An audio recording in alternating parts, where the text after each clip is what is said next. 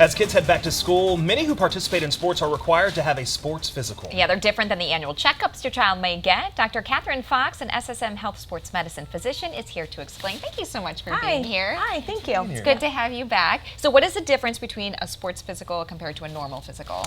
Yeah, so your preventative physical is to just address everything. So growth, development, annual immunizations. A sports physical is to look for conditions that would preclude your child from participating in sports and to make sure they're going to be safe participating in sports. And what's usually required in these physicals? Yeah, so for a sports physical, they are generally required for high school interscholastic athletics. So that's really important. It also may be required for other levels of athletics. The important thing about the high school sports physicals is that there's a standardized form that needs to be completed. This is something that parents should definitely take a look at before the child goes to the physical. So often with teens, they get dropped off at the doctor's office, mom signs a consent form and it says good luck. But if the parents haven't looked at the history form, you know, we have to rely on the 14-year-old's take on mom's health history, dad's health history, which they may not know. So parents taking a look at that form ahead of time, filling in all the questions is really important to make sure that us as the doctors aren't going to miss anything that could keep their, could have their child be unsafe to play. Yeah. Is there anything else besides that form that they need to bring to the appointment?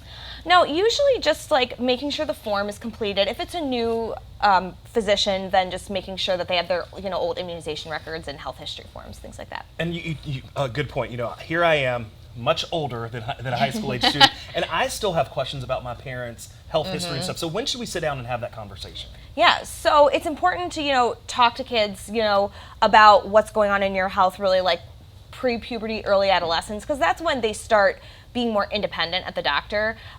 Cardiac history is really important for the kids to know going into sports physicals, because that's really what's key into like keeping kids safe. It's one of the most important things that we ask during that physical.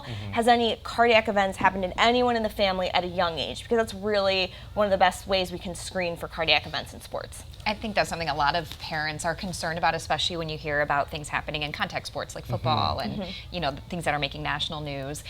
Where can parents find these required forms and sign up for appointments? Yeah, everything's online. So the interscholastic athletic form is online. It's WIAA, so you can take a look at that. You can download it. If your child doesn't bring it home, totally fine. You can get it from the computer and just print it out.